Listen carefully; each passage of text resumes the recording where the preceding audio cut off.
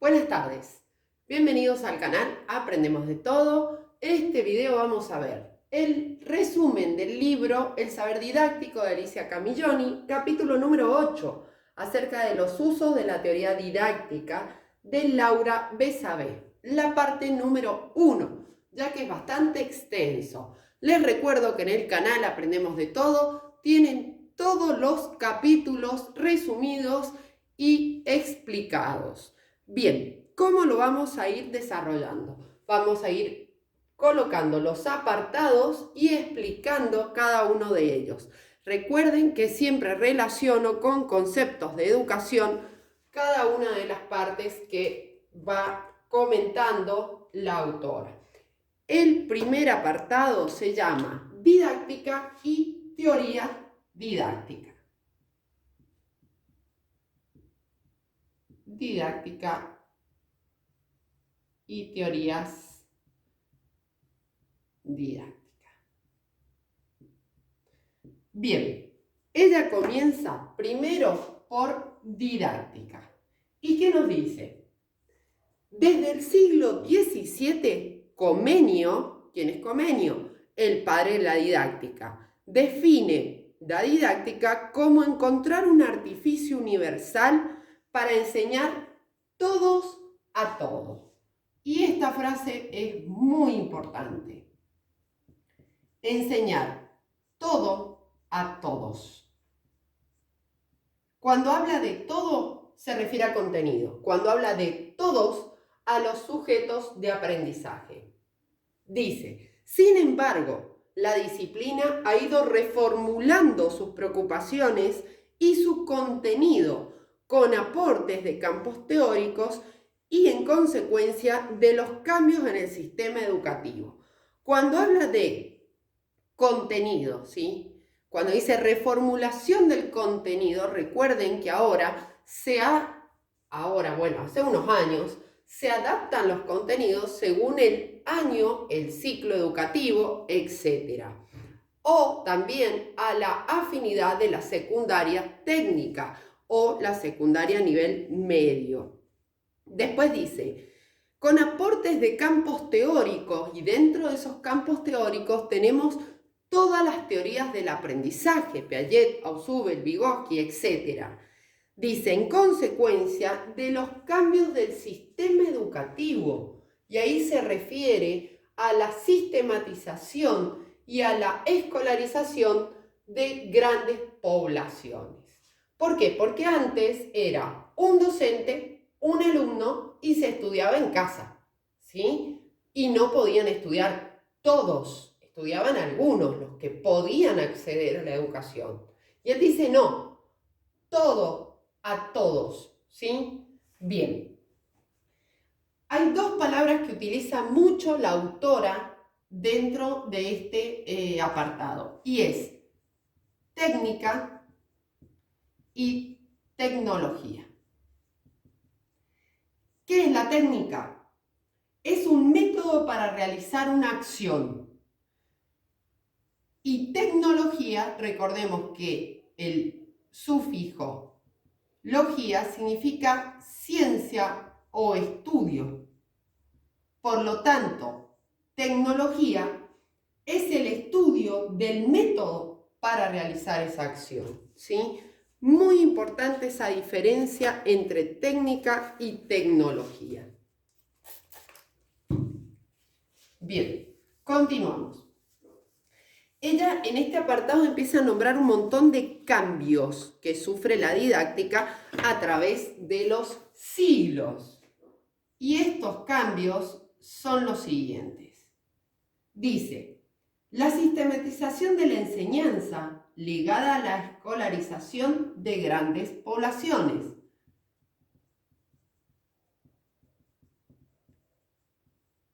De la enseñanza ligada a la escolarización de grandes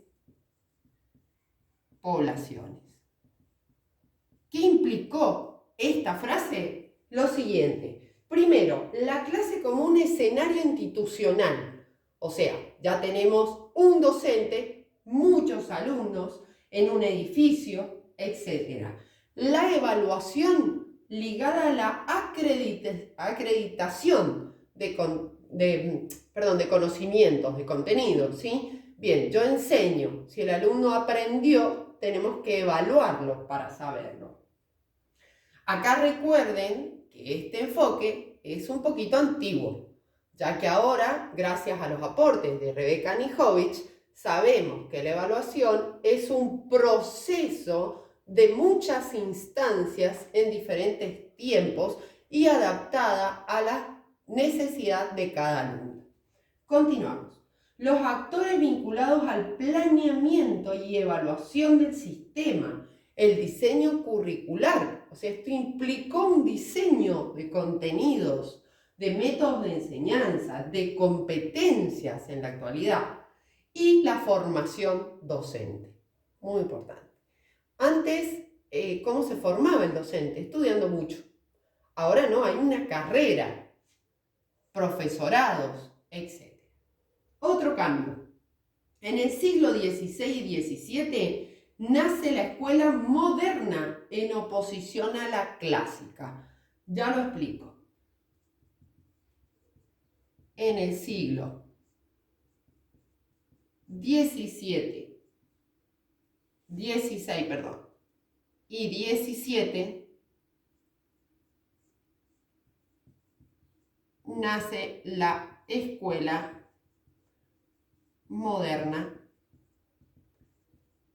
en oposición a la clásica. Recordemos que la educación clásica, que nos decía que el docente transmitía conocimientos porque sabía todo y el alumno era un sujeto pasivo que aprendía y repetía lo que el docente decía. Bien, esto en la escuela moderna cambia y se produce una interacción entre el docente que enseña y el alumno como un sujeto activo que aprende, con las teorías del aprendizaje y las teorías de la enseñanza. Bien, en el siglo XIX, los cambios pedagógicos, muy importante.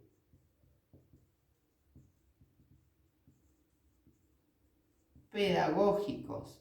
¿Qué les decía recién? Cómo aprende el alumno, las teorías de Vygotsky, Ausubel, etc. Bien, otro cambio. Los padres tuvieron que renunciar al control total de la formación de sus hijos, que era lo que les decía recién. Antes el alumno estudiaba en casa con un docente y los contenidos que se enseñaban muchas veces los proponían los padres.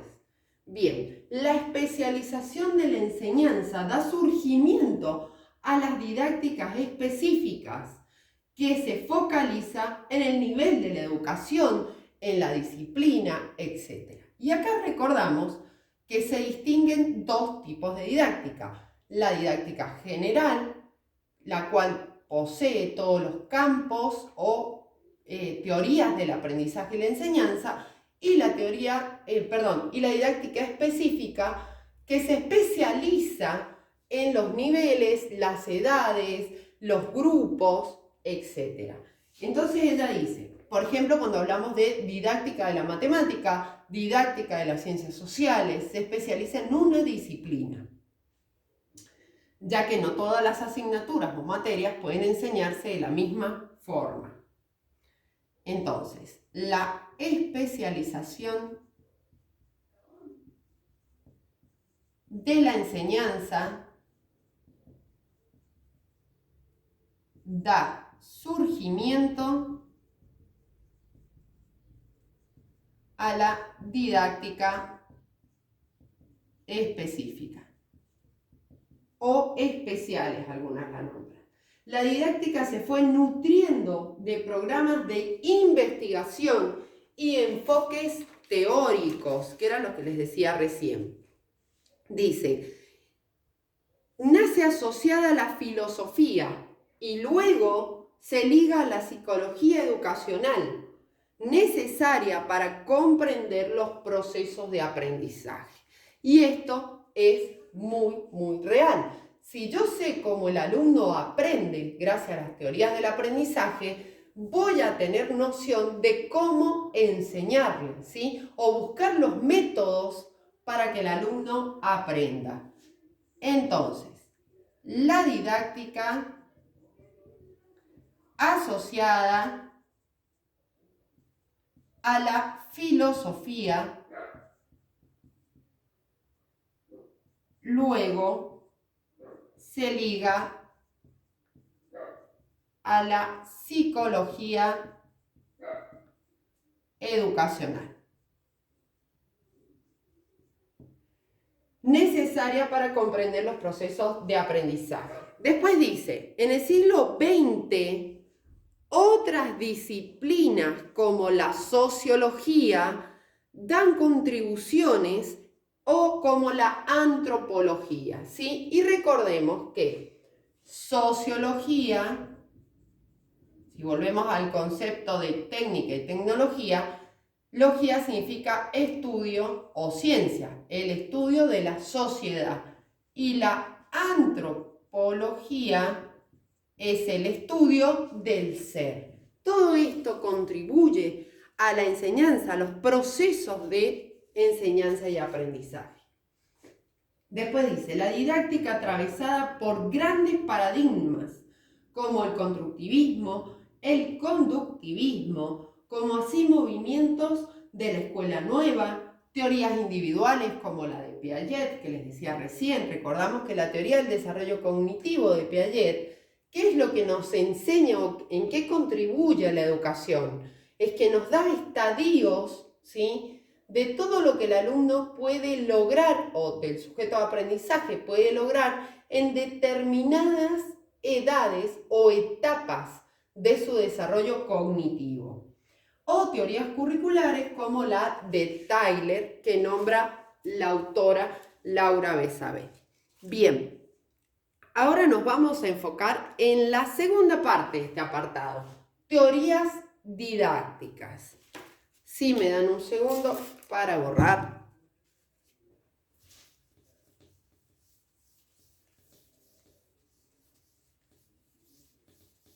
Recuerden que pueden contactarnos en nuestras redes sociales, TikTok e Instagram, como Aprendemos de Todo. Y suscribirse y regalarme un me gusta si les es útil y les sirvió el contenido. Entonces, ahora, teorías didácticas. ¿A qué se refiere? Ocupé un montón. Dice lo siguiente, según Carl Wilfred, y cita a este autor, recordemos quién es este autor. Desarrolla el libro Teoría Crítica de la Enseñanza, donde él resalta el papel protagónico del docente y distingue dos sentidos de teoría.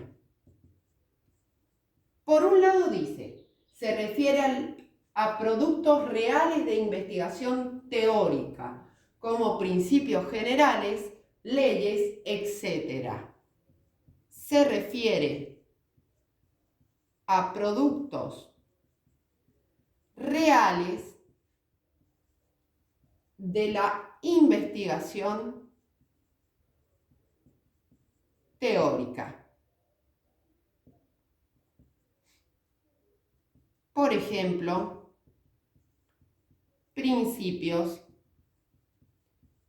generales, leyes, etc. Y el otro sentido a la teoría didáctica dice, se refiere a un marco de pensamiento que estructura y guía una actividad teórica. Ya explico los dos. Se refiere a un marco de pensamiento que estructura y guía una actividad teórica. ¿A qué se refiere? El primer sentido está hablando de principios generales. Acá podíamos enmarcar las teorías de Piaget, de Vygotsky, de Althusser. Sin embargo, en el segundo sentido ya habla de estructura de marco. Es decir, por ejemplo, si yo tengo un enfoque constructivista, los métodos de enseñanza que voy a utilizar desde la teoría didáctica van a ser constructivistas. Voy a trabajar, por ejemplo, la didáctica de la matemática con Brousseau, ¿sí? Bien. Sin embargo, la autora construye un concepto de teoría didáctica o propone, que dice lo siguiente. Dice, hace referencia al conocimiento sistemáticamente desarrollado, rigurosamente validado y formalmente comunicado. Qué importante esto, ¿no? Validado y comunicado. O sea, y sistemático. Dentro de un sistema hace referencia, no sé qué quise hacer, hace referencia al conocimiento sistemáticamente desarrollado, rigurosamente validado y formalmente comunicado. O sea que es público, ¿sí? Todos los docentes lo saben. Bien, entonces dice, la didáctica no es una teoría de la enseñanza, sino se trata de un conjunto de teorías, ¿sí? Es una disciplina que se ocupa de una práctica, es decir, un cuerpo de conocimientos comprometidos con la transformación de la práctica pedagógica. Qué importante esta última parte. No es una teoría de enseñanza, sino que se trata de un conjunto de teorías. Y acá diferenciamos, porque la autora dice entonces que la didáctica, si no es una teoría, es una disciplina, ¿sí? Y dice, es una disciplina que se ocupa de la práctica, sí, del cómo enseñar. Bien, se nutre de un cuerpo de conocimientos comprometidos para mejorar o transformar la práctica pedagógica, ¿sí? Bien, en la segunda parte vamos a continuar con el apartado 2 y 3 para que no se haga tan extenso. Si te gustó el video, regálame un me gusta, suscríbete y no te olvides de comentar. Muchas gracias y nos puedes seguir, recuerda, en TikTok o Instagram. Saludos.